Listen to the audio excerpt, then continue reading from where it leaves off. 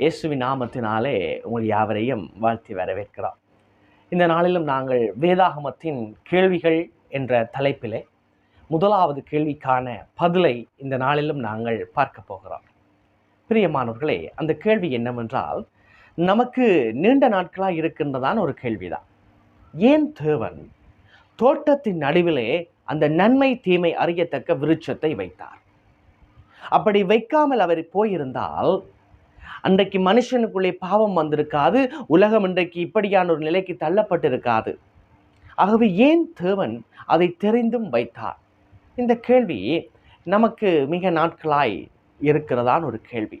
பிரியமானவர்களே, நாம் ஆராதிக்கிற தேவன் என்னத்தை செய்தாலும் அதிலே ஒரு நோக்கம் இருக்கிறது, அதிலே ஒரு திட்டம் இருக்கிறது. அதை நாங்கள் முதலாவது விளங்கி கொள்ள வேண்டும். இப்ப சில பேர் இந்த தேவனுடைய திட்டத்தை தவறாய் யோசிக்கிறவர்களும் இருக்கிறார்கள். உதாரணமாக, தேவன் வேண்டுமென்றே அந்த மரத்தை தோட்டத்தின் நடுவிலே வைத்தார், பாவத்தை கொண்டு வரும்படியாக என்று. இது தவறான சிந்தனை. ஏனென்றால், நாம் ஆராதிக்கிற தேவனிடத்தில் எவ்வளவேனும் இருள் இல்லை. அவர் பாவத்தை காணாத சுத்த கண்ணன் என்று வேதம் சொல்லுகிறது. ஆனாலும் ஏன் இப்படியாக தேவன் இந்த தோட்டத்தின் நடுவிலே இந்த நன்மை தீமை அறியத்தக்க விருட்சத்தை வைத்தார்? இப்படி வைக்காமல் இருந்திருந்தால் பாவம் இந்த உலகத்துக்குள்ளே வந்திருக்காது என்று சொல்லி நமக்கு நீண்ட நாட்களாய் இந்த சந்தேகம் இருந்து கொண்டே இருக்கிறது. இதற்குத்தான் இந்த நாளிலும் நாங்கள் பதில் காண போகிறோம். முதலாவது நாங்கள் பார்க்க வேண்டிய விடயம் என்னவென்றா, பெரியமானவர்களே, தேவன் மனுஷனை இந்த உலகத்திலே மிக உன்னதமான படைப்பாக படைத்திருக்கிறார். மற்ற எல்லா உயிரினங்களையும் விட, மற்ற எல்லா சிருஷ்டிப்புகளையும் விட மிக மிக அதிசயிக்கத்தக்க விதமாய் படைக்கப்பட்ட ஒரே படைப்பு யாரென்றால் மனுஷராகிய எமது படைப்பு தான். இங்கே நாங்கள் பார்க்கிற பொழுது ஆதியாகமம் 1:26 தேவன் சொல்கிறார், நமது சாயலிலும் நமது ரூபத்திலும் மனுஷனை உண்டாக்குவோம் ஆக. அப்ப தேவ சாயலிலே படைக்கப்பட்ட ஒரே மகத்தான உயிரின படைப்பு தான் இந்த மனுஷ படைப்பு. அப்ப நாங்கள் விளங்கிக் கொள்ள வேண்டும், தேவ சாயலிலே தான் மனுஷன் படைக்கப்பட்டு இருக்கிறான். இப்ப நாங்கள் தேவ சாயல் என்று சொன்னால் என்ன என்பதை நாங்கள் விளங்கிக் கொள்ள வேண்டும். நாங்கள் பார்ப்போம் என்றால், பல காரியங்கள் அந்த தேவ சாயலுக்குள்ளே உள்ளடங்குகின்றன. அந்த தேவ சாயலுக்குள்ளே உள்ளடங்குகிற காரியங்களை நாங்கள் மிக முக்கியமானவற்றை நோக்கும் இடத்து, முதலாவது அவன் தேவனோடு உரிமை உடையவனாக இருக்கிறான். இது தேவ சாயல் மிக முக்கியமான ஒரு காரியம். இரண்டாவது காரியம் என்னவென்றால், அவன் பூமியின் மேல் அவருடைய சிருஷ்டிப்புகளின் மேல் அதிகாரமுடையவனாக இருக்கிறான். மூன்றாவது காரியம், அவன் அழியாத தன்மையுடையவனாக இருக்கிறான். உதாரணத்துக்காய் நாங்கள் இயேசு கிறிஸ்துவை விசுவாசிக்கிறவன் அழியாத நித்திய தன்மையுடையவனாக இருக்கிறான். அப்ப அது அழியாத தன்மையை உடையவனாக இருக்கிறான். நான்காவது காரியம் என்னவென்று சொன்னால், அவன் விவேகத்தன்மை உடையவனாக இருக்கிறான். ஐந்தாவது காரியம், அவன் நல்லொழுக்கத்தன்மை உடையவனாக இருக்கிறான். பிரியமானவர்களே, முதலாவது தேவனோடு உரிமையுடையவனாய் இருக்கிறான். இரண்டாவது, அவன் பூமியில் அதிகாரமுடையவனாய் இருக்கிறான். மூன்றாவது, அழியாத்தன்மையுடையவனாய் இருக்கிறான். நான்காவது, விவேகத்தன்மையுடையவனாய் இருக்கிறான். ஐந்தாவது, அவன் ஒழுக்க நெறி உள்ளவனாக இருக்கிறான். இப்படி பல காரியங்கள் இந்த தேவ சாயலுக்குள்ளே காணப்பட்டாலும் குறிப்பா இந்த சில 5 காரியங்களை நாங்கள் உற்று நோக்க முடியும். இதிலே நல்லொழுக்கத்தன்மை உடையவனாக இருப்பதும் ஒரு தேவ சாயலின் ஒரு பகுதியாக இருக்கிறது. இங்கே பிரியமானவர்களை நோக்க வேண்டிய விடயம் என்னவென்று சொன்னால், நல்லொழுக்கம் என்றால் என்ன?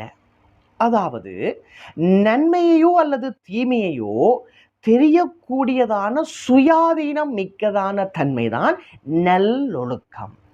இப்ப நாங்கள் வழியா விளங்கிக் கொள்ள வேண்டும்.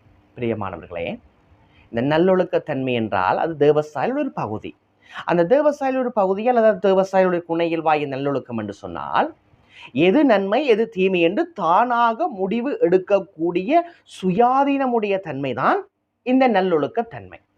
இப்போ உதாரணத்துக்கு, இப்போ நீங்கள் ஒரு ரோபோவை உண்டாக்குறீங்க. அந்த ரோபோவை நீங்கள் உண்டாக்கி போட்டு நீங்கள் ப்ரோக்ராம் பண்ணுறது தான் அந்த ரோபோ செய்ய போகிறது. அப்படியே நீங்கள் ப்ரோக்ராம் பண்ணி வைக்கிறீங்க. இப்போ இந்த ரோபோ நாங்கள் ப்ரோக்ராம் பண்ணதெல்லாம் செய்து கொண்டு இருக்கிறது. இப்போ நீங்கள் அந்த ரோபோவை பார்த்து சொல்லுவீங்களா, இந்த ரோபோ நல்லொழுக்கத்தன்மையுடையதாக இருக்கிறது என்று? இல்லை. ஒரு நாளும் சொல்ல மாட்டோம். ஏனென்றால் நான் என்னத்தை செய்யும்படி அந்த ரோபோக்குள்ளே ப்ரோக்ராம் பண்ணி வைத்திருக்கிறேனோ அதை மட்டும்தான் அது செய்ய போகிறது. அப்படி இருக்கிற பொழுது நான் நல்லொழுக்கத்தன்மை உடையது என்று நான் ஒரு நாளும் அந்த ரோபோவை பார்த்து சொல்ல முடியாது. இப்ப பிரியமானவர்களே, தேவன் இந்த எது நல்லது எது கெட்டது என்று சிந்தித்து தீர்மானிக்கிற இந்த சுயாதீனத்தை நமக்கு தராமல் விட்டிருந்தால் நாங்கள் நல்லொழுக்கம் உள்ளவர்களாய் வாழ முடியாது. ஆகவே தேவன் தோட்டத்தின் நடுவிலே அந்த மரத்தை உண்டு பண்ணி, இது நீங்க புசிக்க வேண்டாம், புசித்தால் சாகவே சாவீர்கள், மற்றெந்த கனிகளை நீங்கள் புசிக்கலாம். அப்ப தேவன் மரத்தை வைத்து போட்டு அவர் அங்கே சும்மா சொல்லிக்கவில்லை, மாறாக சொல்லுகிறார், இதை நீங்க புசிக்க வேண்டாம், மற்றதை நீங்கள் எல்லாவற்றையும் என்ன செய்யுங்க, புசியுங்கள். அப்ப ஏன் உங்களுக்கு சுயாதீனம் இருக்கிறது, நீங்கள் புசிக்காமல் இருப்பதற்கும் புசிப்பதற்கும். இப்படி இந்த பழத்தை அல்லது இந்த கனியை தருகிற மரத்தை இந்த தேவன் இந்த நடுவிலே வைத்தபடியினாலே தான் தேவன் மனுஷனுக்கு சுயாதீனம் என்ற ஒரு காரியத்தை கொடுத்திருக்கிறார்.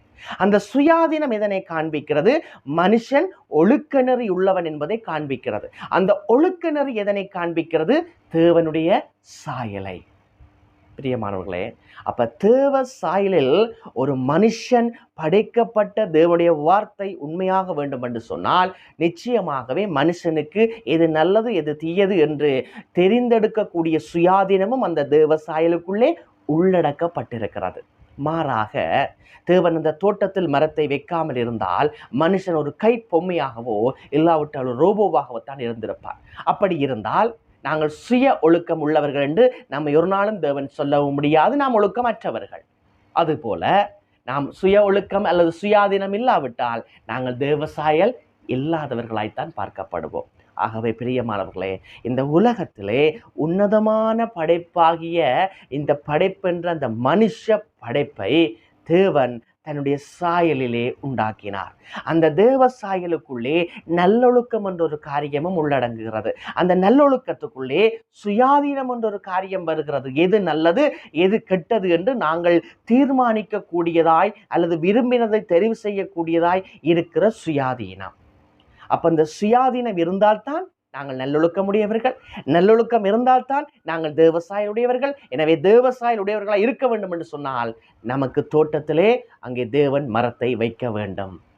நீங்கள் ஆழமாய் தேவனோடு நெருக்கமான உறவை நீங்க அங்கே இன்னுமாய் கிட்டி சேருவீங்கன்னு சொன்னா ஒன்றை நீங்க விளங்க முடியும். தேவன் தோட்டத்திலே மரத்தை வைத்தது அதிலே கூட தேவனுடைய அன்புதான் வெளிப்படுகிறது பிரியமானவர்களே.